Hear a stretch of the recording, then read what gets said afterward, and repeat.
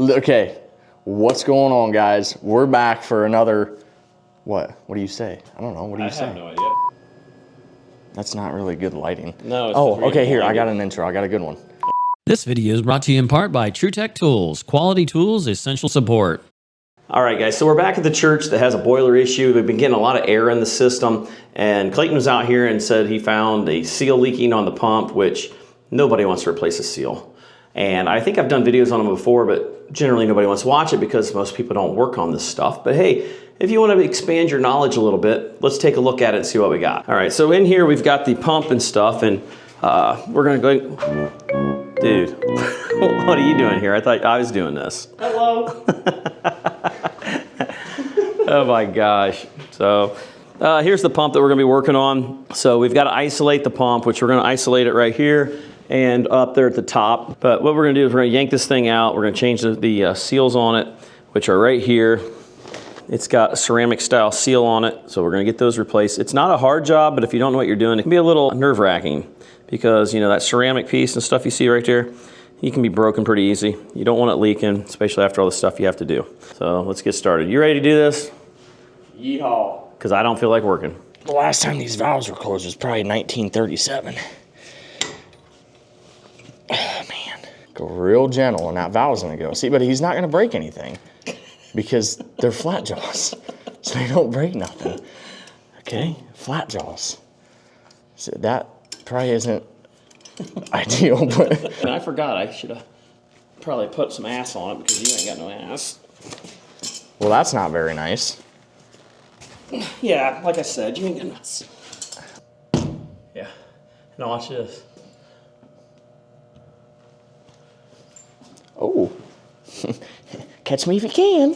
Oh, wow, it's a lot faster than what I thought. A little fast. Well, why'd you focus it on me? Because now it's gonna want all the attention's on me. I don't feel like working. Come here, come here. We're gonna focus it on him. Yeah. Ha All this editing for cutting out the, yeah. I'm sure they already know anyhow. Everybody around here knows. It's a DeWalt, it ain't that powerful. It's all the more it's got, man. Careful, you might break an arm there. What is it? ASMR? I don't know. I don't Okay, care. ready? Might... Ready?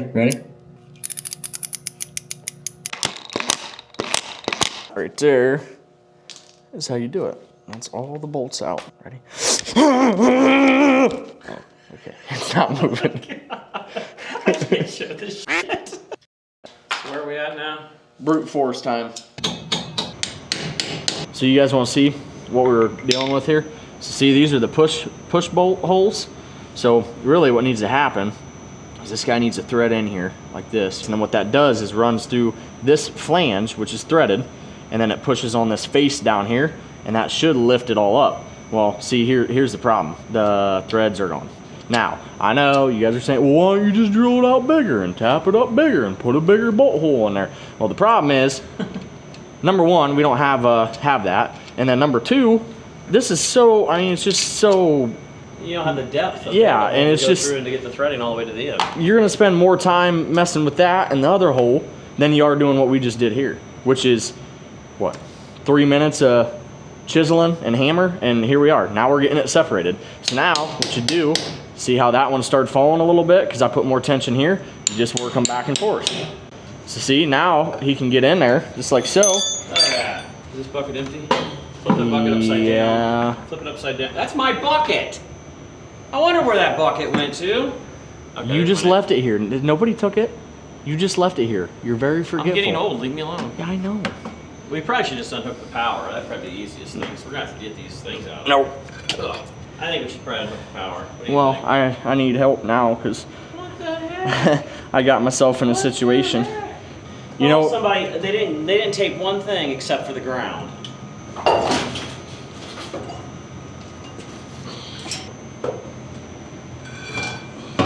So the first thing we're going to do is we're going to remove the center bolt. Hemorrhoid went ahead and got started by the time I got back. Instead of trying out my Spazi Lock PT108. I can't. Let me figure out how to work it. we come to the conclusion that this isn't worth trying to do it right. So we're just gonna go ahead and use the pickle forks there, ball joint removers. This is why I can't have nice things, guys. Just why I can't. The only reason why we're using this is so that it can actually pry it apart slowly like that.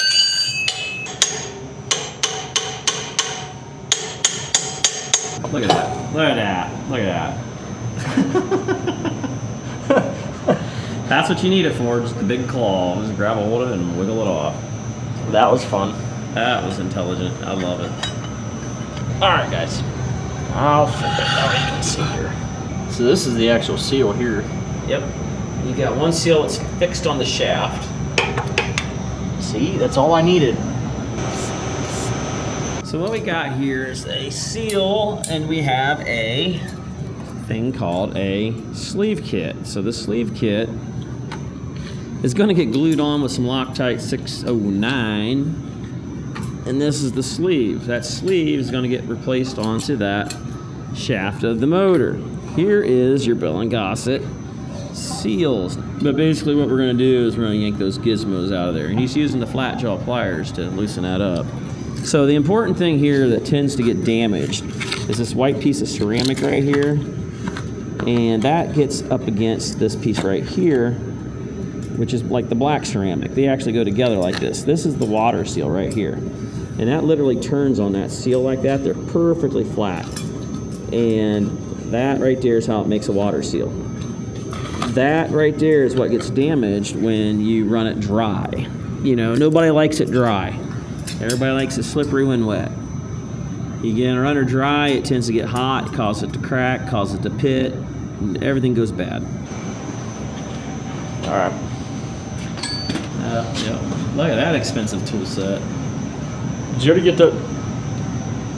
Oops, I forgot to put that one away. This is the one I needed. You ass. I forgot all about the fact that I had my tool bag down here. You're an ass. How many did you get out? All of them? Yeah, 4 of them. So ideally... Did you make sure you marked it so you knew where that went when you got done? What do you mean? Well, you can rotate that all the way around, so your wires and stuff. I don't think it would make much difference. However, since that stainless steel piece there matches to that little thing here on the side of the, whatever you want to call it. Yeah, so it needs to sit like this right here. Now you got to figure out how you're going to get that shaft thing majiggy out of there. It's probably going to result in heat. Can I see your channel locks? Oh yeah, he's going to abuse my stuff. There he goes. He's trying to make it look like he knows what he's doing, but I don't think that is. Yeah, he really probably should use a puller. Most people be like, man, he's destroying that. Well, we're replacing this, so this doesn't mean anything. I know, but when you're pulling on that, you're pulling on the end of the actual... Okay, so how are you going to get a puller on there? Because it separates right there. Yeah, you go right behind it. You cut off the rubber. That's a slinger. All right, I just had an epiphany, a remembrance of my past life. Sizes? So if you loosen that up on the back side of that, took off those 4 screws that I took out while he was going to get in the wrench, and you just loosen up that front piece there, and then you use a bolt on the front of it, you can actually drop this straight down. The weight of the motor hits right on the concrete, so the motor shaft doesn't move much other than the weight of the motor itself. And I'm not saying take it and stand 5 foot in the air and let it drop, but you know, maybe 4 or 5 inches, just let the weight of it. That works as a slide hammer and can actually slide it off. So you can do it that way, or you can actually do it the way we did it, but you got to be careful because there is like a C-clip in the front and back, the little pin. You can screw it up and you'll lose your centering inside that magnetic field, the stator inside the motor. Little smog machine going on. You're gonna have this burst into flames. Well, what that's called is capillary action. So this is hot. You spray that in there, what it does is Who taught you that? pull it in. Actually, learned it on YouTube. But here's the thing I'm looking at, is I'm thinking it's gonna vaporize before it gets pulled all the way in there. Nope. And now that we're all getting cancer off of this, that has gotta be good for you. It tastes delicious.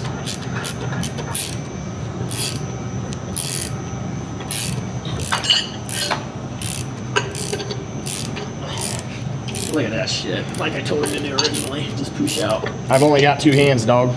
Come on, go. Your channel locks suck. Here, you want some badass ones? That's not gonna do nothing. Okay. Not for this. Watch out. Let me show this kid how to do this. Move, move. Hold on. It's coming. No, move. I'm gonna beat you up. Look at that. Look how much strength I got over you. All right, I'm gonna get it off. Okay. You ready? I hope you're recording that I am. because you ain't getting it nowhere. Come on, Bobby. I gotta get on the end of here because you were in my way. You ready, Bobby? You ready, Bobby? I did 90. Ready, Bobby? I did 98% of the work. Oh, whatever. I just pulled that right off like it was nothing. These guys are the brand new. Don't let them fool you. I did 98% of the work. This is the brand new Kinetics. It's been out for like a year, 3 or 5, but 82, 01, 200s. These are really badass. So if you look at how this is, they got grooves there, they got grooves in the front. These things are wicketaneous. These are wicketaneous.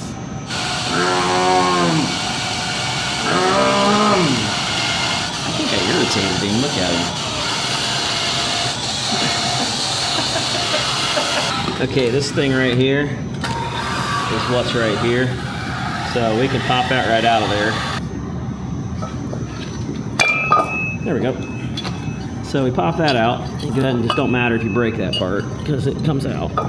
So once you've got that out of it, out will come the rubber piece.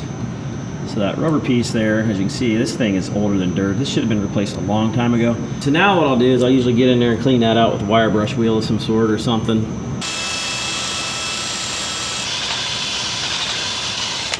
Oh yeah, that's a lot gooder. So what, you just do a little bead? Just a little smear.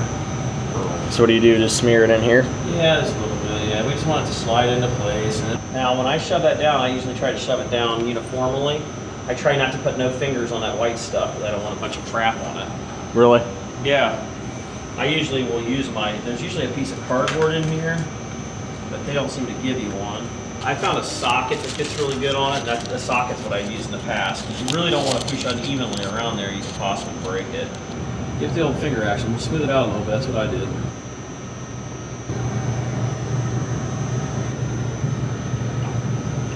Yep.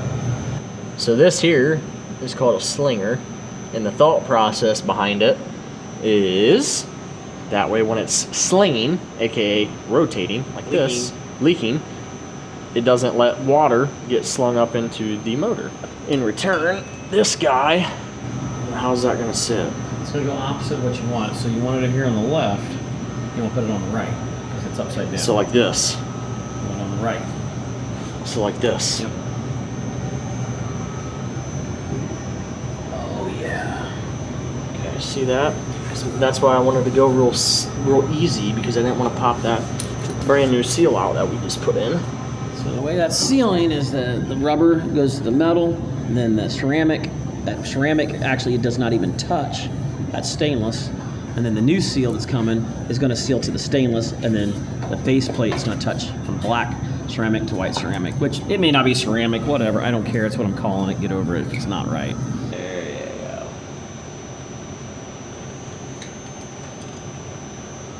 All the way down there. Sealing point is that black thing to the actual stainless steel. So we ended up pushing that down there, once again using the socket to kind of keep it uniformed. That black seal has grooves here and on the other side, and if it would fall separate from it, it would possibly cause it to chisel into it. So you got to make darn sure that's together. We had to lubricate it a little bit. We've got that in there. Now he's putting the set key in there, which will be how we line up the impeller. You got to put the spring on next though. See how that spring there fits right down into the groove of this piece here, so it holds it. So this is going to keep the tension on it, and then the impeller goes in behind it. I can't really see that keyhole. That's the problem, is you can't see it from the top That's either. why I always do it from the top. What do you mean you do it from the top? I don't put the key into the bottom. Oh, you got to put the key in first. You show sure? them. Dude, Show them. You know that right there comes out, right? Show them. That piece right there comes out. I'm pretty sure. That piece right there comes out. And then you can do it from the top. Hold on a second, since you think I'm wrong. Watch this. Pretty sure. Yeah, look at that. Okay. Okay. See how you now can shove it in from the top? Yeah, see, that's exactly what I was telling you. Oh my God.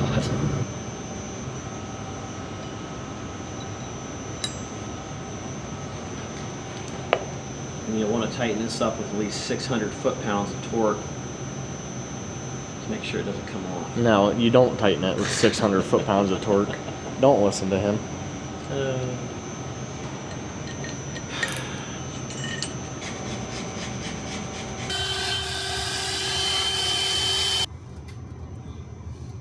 What we're gonna do now is we're gonna put some silicone down, then we're gonna put this on top of it and put a little silicone on top of it. It's gonna fill in the gaps. I use silicone for plumbing all the time for basket strainers, and it's also gonna make it a release agent, so when we do take it apart again in like 5 to 10 years, that it'll be easier to take apart than what it was this time. A little bit in there, wipe it off, just get it all in that happy spot, little happy trees. So we're gonna go ahead and then drop this down on top of it. This will also hold it in place so it doesn't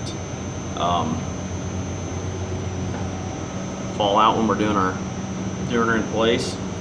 So there we got that. Now we can come in with the rag, wipe a little of that excess off. Now we're gonna put a little bit on top of that edge now.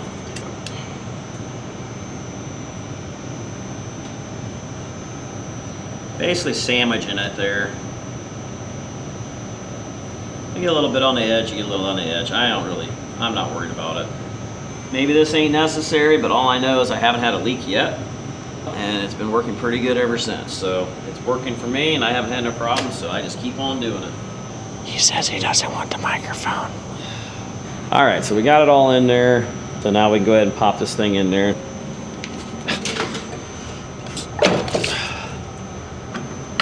See that? Use that leverage to your advantage.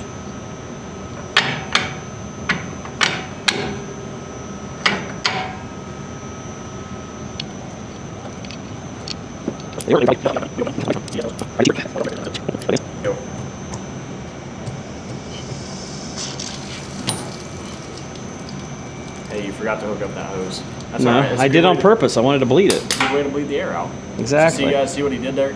He bled the air out by manually opening that valve. Hey Rick, why don't you explain to him what you're doing there? I'm tightening it. Oh, for those people out there who are illiterate and don't understand what conifics. But by now these patents already expired, but the idea behind this is not only is it a flat jawed plier, but with the leverage of that right there, it's got tremendous down pressure. I forget how many ratios to 1 it is, but that right there is enough to crimp a 8-gauge ferrule and crimp it down nice and tight. Pull, smack, pull, boom, we are good to go. All right, all we gotta do now is see if it drips. Yeah, I think we got it all right. We'll find out here in a second. Before we even screw with it. Think it's going the right direction, bro. Maybe you need to give it the strobe so it can tell. Oh. Can you feel it? Put your finger on, see which way it pulls your finger. The system temp is currently 78. Target temp is 137 because it has an outdoor temp reset. So as that outdoor air temp drops, your target temp will raise. Okay? Now, if the outdoor air temp rises, your target temp drops. That makes sense? Basically, you don't need to produce as much heat.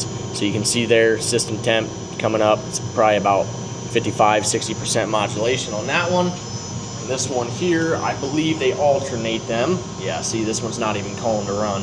This one's gonna take lead first, and then if the system realizes, hey, can't keep up, that one's gonna... System has glycol.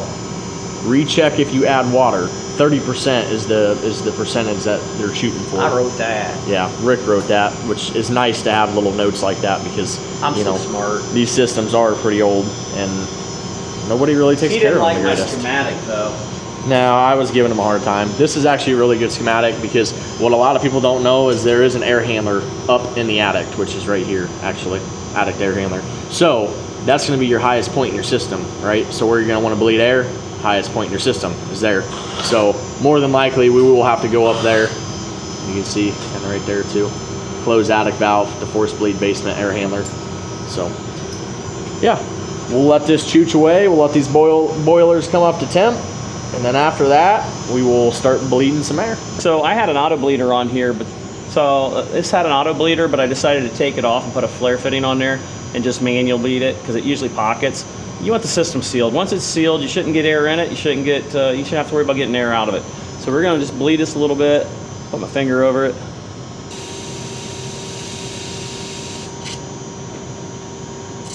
There we go.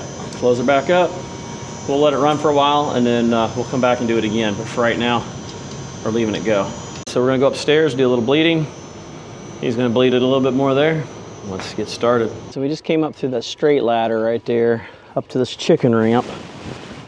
This might look familiar. I'm hearing all kinds of squeaking over here. Turn on that. I think they just changed their own belt. That sounds misaligned. Guard went, but there it is. Somebody didn't put it back on there. It's not us. The guy that takes care of it used to be a maintenance guy at one of the schools. That's definitely safe. That is so tight. I think that's the majority of the problem. So the upper area here has got a drive that's running. Oh my gosh, that freaking squeaking is gonna drive me nuts. It's never that loud. So yeah, I got a bleeder right up here, which we've got a ball valve on it. Go ahead and open that up, see how much air we got going on in that. Check, radio check. What's it looking like up there, big dog? Yeah, I caught you. I'm bleeding off the top of the coil because the auto bleed's only doing a little bit of it, but the top of the coil's got a crap ton of it. Copy. So those are some of my two-way radios that I got. So I went with the Kenwood, their digital readout. They got scramble function. I think they can do 200 some different channels. They're commercial grade. Does remotes, can do repeaters, they can do the whole thing. You got a copy, accidentally turned the radio off, making sure it works. Yeah, it's fine. I was just keying up to see if show it off on the camera. They're waterproof to a resist certain point. Good buddy. Roger, ducky, ducky. Freaking weirdo. So you can see we got a little bit of drippage coming down here. So what you do is you block it from returning, and like that. There we go. See if we can get a little stoppage going on there. Oh, look at all that air there. Got it. Okay, so the water is coming this direction. Basically goes that way over there. That valve there allows it either to go one way or the other. Circulator pump here is not running, so any air has already came up to the top, so we're stopping it on that going flow, which is going to push it back to here, and it's going to catch it. All right, guys, here we are. So that is our expansion tank, and before it was all the way up to that tag up there, that 28 tag. I don't know if you guys can see that or not, but it was currently, or well, originally, it was all the way up there. So basically, theoretically, what that means is they didn't have a whole lot of room for expansion. So yeah, that's not really all that great. So what we're doing, draining a little bit down out of that. That way they actually have an expansion tank in there. Because if they don't have that, well, that's a problem. Boilers not like that. They go trippy, high limity. So yeah, we're gonna drain some of that down and go from there. So we got the Reichert. It's good for glycol, polypropylene, all the different ones you look through here like that. And you can also do battery acid with it. So we're gonna check and see what our levels are on the glycol that's coming out. It's what was in the tank there. So we're trying to drain down the expansion tank. So we're just gonna get a little bit on our finger, just put a little drippage there. Go like that and get a little light. And right now we are at, we're at 25%, so we're a little bit shy. There you go, right there, kinda. You can kind of see right there. Focusing's a little difficult. And all that is refracting based off a prism effect of some sort. Don't know exactly how all that works. It's just magic, just magic.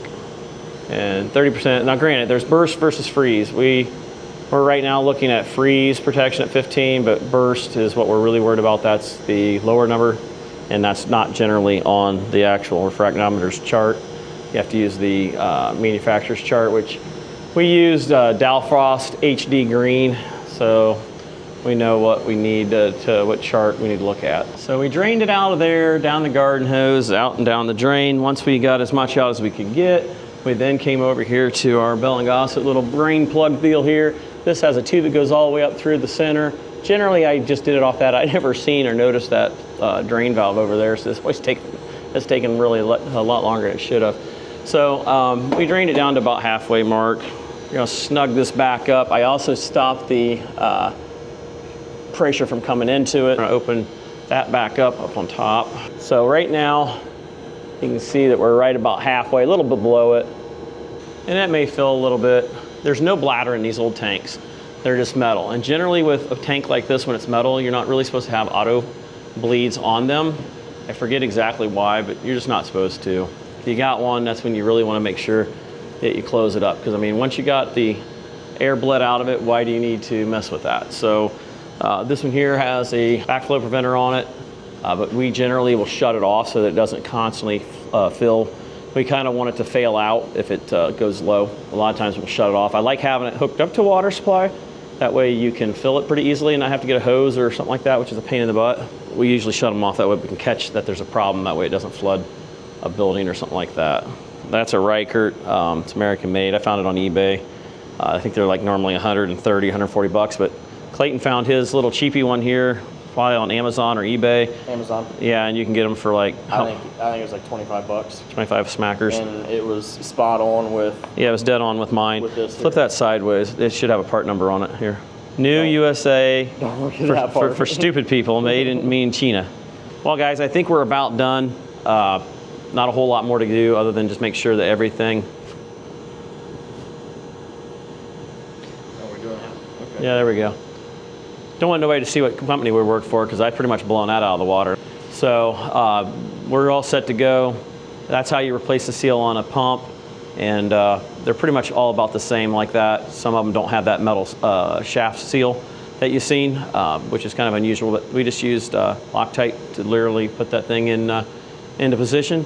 So if you guys enjoyed the video and you want to see more like it, make sure you subscribe, hit the like button, leave a comment down below. Until next time, we'll catch you on the next one. Later. Kunk.